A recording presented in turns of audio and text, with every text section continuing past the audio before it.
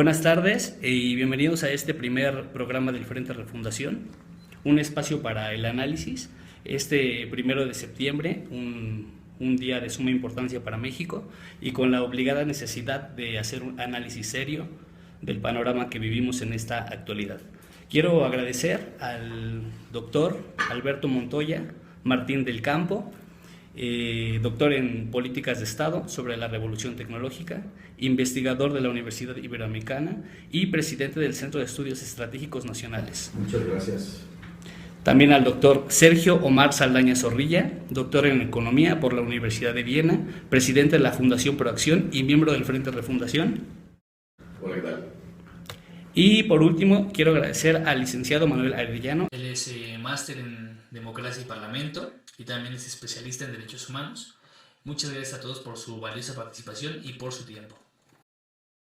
En este primer ejercicio de análisis abordaremos principalmente tres puntos que son las reformas estructurales como primer punto, en específico la reforma energética, como segundo punto la situación que vivimos en derechos humanos y por último las soluciones posibles ante la actualidad que vivimos, si son los partidos políticos la solución o si no lo son. En específico, ¿cuál es su opinión acerca de la reforma energética? ¿Era necesario hacer una reforma energética? ¿Y es este proyecto viable para la situación que vivimos en esta actualidad en México? Muchas gracias. Bueno, yo creo que esta es una pregunta que nos debemos hacer todos los mexicanos, porque lo que este gobierno, a través de un pacto con algunos partidos de oposición, el Partido Acción Nacional y el Partido de la Revolución Democrática, acordaron modificar la Constitución en sus fundamentos. Estas modificaciones obedecen a las necesidades de los Estados Unidos de América. El año 2006, el Consejo de Relaciones Exteriores de los Estados Unidos publicó un documento que se llama Consecuencias para la Seguridad Nacional de la Dependencia del Petróleo de los Estados Unidos, 2006. En 2007 se introdujo una ley en el Senado estadounidense que no fue aprobada por otras razones, pero que va directamente a la modificación de la política exterior y la diplomacia para que los objetivos en materia de energía de las relaciones de Estados Unidos con el mundo contribuyan a su seguridad energética. Posteriormente, en 2008, se presentó una iniciativa de modificaciones a las leyes secundarias en materia de petróleo, sin cambios a la Constitución, por el expresidente Felipe Calderón, que eran abiertamente privatizadoras, extranjerizantes y desnacionalizadoras. Todo este conjunto de antecedentes fue retomado y asumido desde el momento en el que era candidato o precandidato a la presidencia Enrique Peña Nieto, y el día 2 de diciembre, al día siguiente de su toma de posesión, se anunció un pacto en donde se plantea una contrarreforma a la Constitución mexicana que cancela de hecho la propiedad sobre los recursos de la nación en el subsuelo, la explotación, usufructo y renta de todo el sector energético y la construcción artificial de una dependencia energética de México a favor de los Estados Unidos de América. Esto, dada la importancia que tiene la energía, cancela la viabilidad económica y política de México, porque la economía no es un sector, es la columna vertebral de todo el sistema económico, y porque constituye el principal fundamento de la economía política, es decir, de los ingresos del Estado. Se aprobó y hoy estamos en una condición que sitúa al país en una inviabilidad hacia el futuro. Respecto de la pregunta que nos has Alfredo también, quiero complementar lo que ya dijo aquí el doctor Montoya. ¿Necesitaba México una reforma energética? Sí, yo digo que sí, pero no esta. Sí necesitaba una reforma energética por 3 razones que yo resumo en sindicato, funcionarios y tecnología. El sindicato de Pemex tiene, esta reforma no lo ha modificado, pero desde hace décadas tiene serios problemas de transparencia, de conducción, de democracia. Hay que hacer algo en ese sindicato. Este ha sido un problema ya persistente. En términos de los funcionarios, el Consejo de Administración de Pemex, ¿cómo se maneja? Igualmente, con una tremenda falta de transparencia, con una opacidad, bueno, es implícito esto, y con un desapego al interés público nacional en la toma de decisiones. Estos 2 aspectos son los que han fabricado el tercero. Problemas tecnológicos. Pemex tiene unas limitantes tecnológicas provocadas por estos otros dos aspectos, 2 tremendos errores que ha tenido ya por lustros. No se ha hecho la reinversión oportuna en activos físicos y financieros en Pemex. Por activos físicos me refiero a los fierros prácticamente, ¿no? Tuberías, instalaciones, plataformas, barcos, pozos perforadores, etcétera, y demás tecnología. Y por activos financieros, pues tampoco se ha hecho una reinversión en un fondo soberano de riqueza petrolera para financiar el desarrollo económico de México. Entonces, definitivamente, sí hacía falta una reforma energética, pero no esta, y no esta por una razón fundamental. La razón fundamental económica y política es porque transfiere riqueza neta al extranjero. Entonces, México, después de esta reforma energética, es un país menos próspero a raíz de esto. El hecho de que la renta petrolera con esta reforma económica tiende a reducir por un volumen dado de producción es el factor fundamental de la inconveniencia económica de esta reforma energética. Y en términos políticos también es inconveniente porque pierde control el Estado mexicano sobre un sector tan estratégico como el energético. La economía de ningún país puede funcionar correctamente y una estrategia de desarrollo tampoco puede conducirse si no se tiene el control del sector energético, el cual es estratégico en todas las naciones. Ahora imaginémonos que si esto ha sucedido con un muy bajo nivel de reinversión de utilidades, imaginémonos dónde habría estado Pemex el día de hoy si se le hubiera permitido hacer la reinversión de utilidades en una tasa decorosa para cualquier empresa. Sería una empresa al nivel de Statoil, por encima de Aramco. Esto es, en efecto, sí ha sido bastante inducida la limitación al crecimiento tecnológico interno de Pemex, ha sido autoinducida. Ese es un aspecto ya político, porque no tiene lógica empresarial ni lógica de Estado. El que tenga no tiene lógica de beneficio de los mexicanos. Esa tiene lógica de beneficio de los Estados Unidos. Hay 3 puntos a considerar. Primero, Estados Unidos es una nación dependiente de la importación de petróleo y lo va a seguir siendo por décadas. Consume aproximadamente 19 millones de barriles diarios, de una producción del orden cercano hoy a los 90 millones, y de esos 19 está produciendo ahora, con toda la explotación de lutitas, del orden de la mitad, 10, 11 millones de barriles. Por décadas serán dependientes de la importación de petróleo. Punto 2. México tiene reservas muy limitadas. Las reservas limitadas son para 9.6 años. Son las reservas probadas. Tercero, el consumo interno de México es 1.6 millones de barriles. México había venido extrayendo 3.5 millones de barriles. Ahora está en el orden de 2.3, 2.2.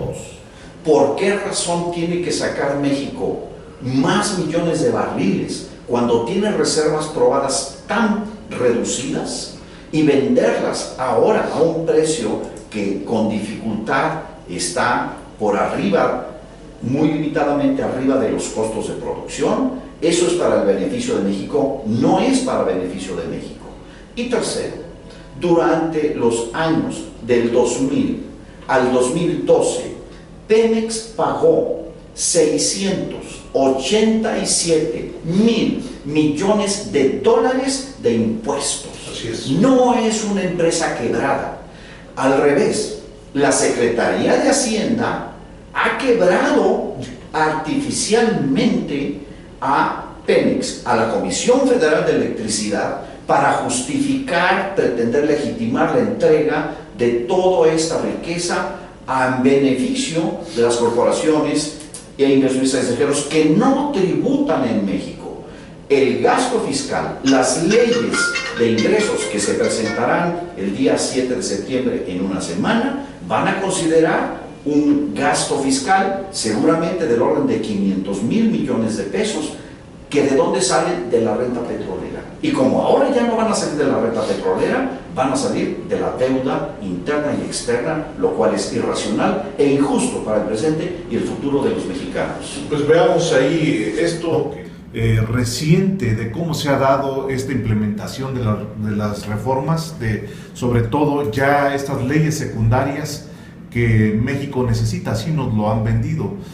Vemos que es una sistematización de la privatización de todas las empresas paraestatales que ha venido en los últimos 30 años. Veamos cómo ha evolucionado este sistema de privatización, desde Ferrenales, desde el mismo Telmex, de todas las mineras nacionales. Todas las concesiones han sido entregadas a empresas transnacionales que tienen intereses específicos y claros en México.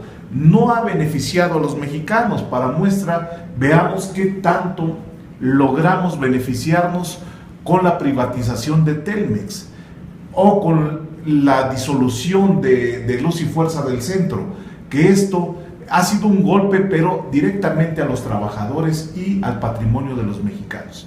En este caso, para poner el tema en el centro, yo estoy de acuerdo y coincido con los dos, pero más coincido en que las reformas estructurales de México debieron de fincarse en todo momento en aras de la transparencia, en aras de la rendición de cuentas. Es el patrimonio que tenemos en nuestro país. En el caso de la energética, que es la madre de todas las reformas, ha sido plagada en el proceso de implementación, ha sido plagada por corrupción. Para muestra es la subasta esta de la llamada Ronda Cero, que implementan recientemente y recae o beneficia a uno de los dueños cercanos a un expresidente de la República, en este caso a Carlos Salinas de Gortari. Aquí, antes de la transparencia, está la cuestión de la justificación de la decisión. La decisión, lo primero que tiene que demostrarse es que es racional y que es ética. Porque puede haber una decisión correcta, muy transparente, o puede haber una decisión incorrecta, muy transparente. El primer problema es la eticidad y la racionalidad de la decisión. Me refiero básicamente a dos puntos, porque es conocido lo que significó la privatización de Telmex, el impacto y la construcción de una de las fortunas más grandes del mundo sobre la base del patrimonio de los mexicanos. Pero poco se conoce, por ejemplo, de la minería. En el año 92 se cambió la ley minera durante el gobierno de Carlos Salinas de Gortari y se dieron concesiones y se privatizaron varias minas importantes. Solamente para tener una idea del despojo a la nación, en México durante los últimos 10 años se producen entre 70 y 80 toneladas de oro por año y más de 120 millones de onzas Troy de plata. Si México, en lugar de que las empresas extranjeras saquen esta riqueza, la depositen en sus bancos centrales, las retuviéramos en el Banco de México, en una década, México podría tener 800 toneladas de oro. ¿Para qué sirve ese recurso? Para construir un sistema bancario totalmente propio. México no necesita las reformas. Son contrarreformas que necesitan las corporaciones extranjeras. Nos hacen dependientes. México no necesita que vengan empresas que no paguen impuestos y que no paguen salarios justos a los mexicanos. México no necesita nada de eso. Es exactamente al revés. Son los Estados Unidos quienes requieren que sus corporaciones financieras, energéticas, comerciales e industriales desarrollen sus actividades en México bajo condiciones de no pago de impuestos, no pago de salarios dignos y de no contribuir al desarrollo integral de Ese punto es importante porque nos está generando un agujero presupuestal en el presupuesto de egresos de la Federación, ¿no? Un agujero de 30% de ingresos para la Federación, para que se distribuya a estados y municipios y para todo lo que es la administración pública. Está haciendo falta ya un 30% por la caída del precio internacional del petróleo,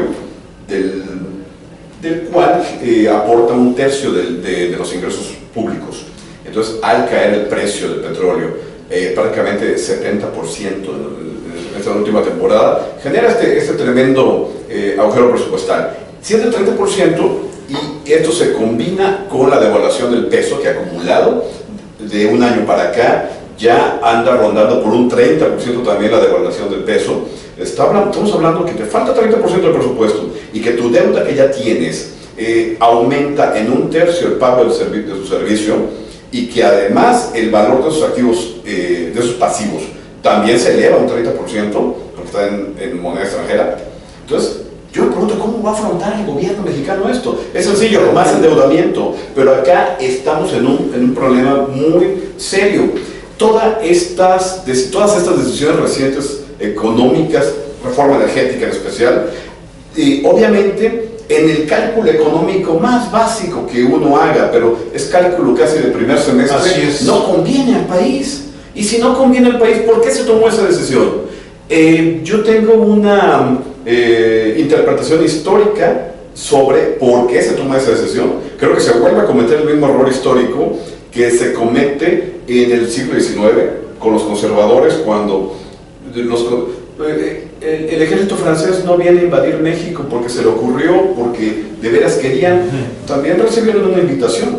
Acordemos de los conservadores, son los que no viene Maximiliano con una tremenda armada solo. Vienen que todavía hay un Miramón, hay un Mejía, hay un grupo de conservadores que son los que les abren la puerta, porque ellos tienen ambición interna en México, y se combina con la ambición que tiene cualquier imperio. En ese entonces era el imperio francés.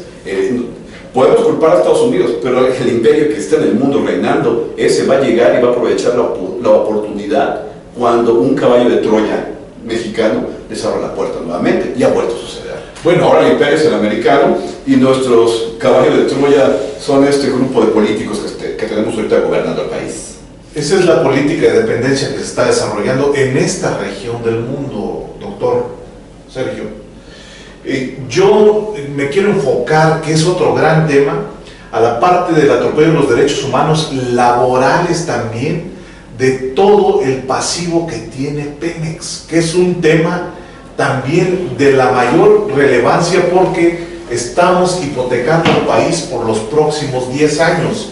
Esta reforma energética establece que en un lapso no mayor a 10 años, esta deuda laboral, que es una olla de presión que tienen los estados financieros, no lo estamos diciendo nosotros, esto es información pública. Los datos que han dado las ONGs señalan que el pasivo laboral de Pemex se ha incrementado anualmente en un 10%. Ahora estamos llegando a una especie de acuerdo. Estamos de acuerdo en que sí existen actores extranjeros, pero también nacionales, que están tomando las decisiones por nosotros, aún en detrimento de nosotros. Por eso ese punto. Yo quiero movernos a qué podemos hacer los mexicanos para impedirlo. Bueno, lo primero es tener muy claro, primero, que el origen y causalidad es una causalidad geopolítica externa a la cual un grupo de mexicanos muy reducido que tienen una relación de propiedad tan asimétrica que genera una de las sociedades más desiguales del mundo y que tienen por lo tanto un sustento en leyes fiscales y en una serie de disposiciones de nuestro sistema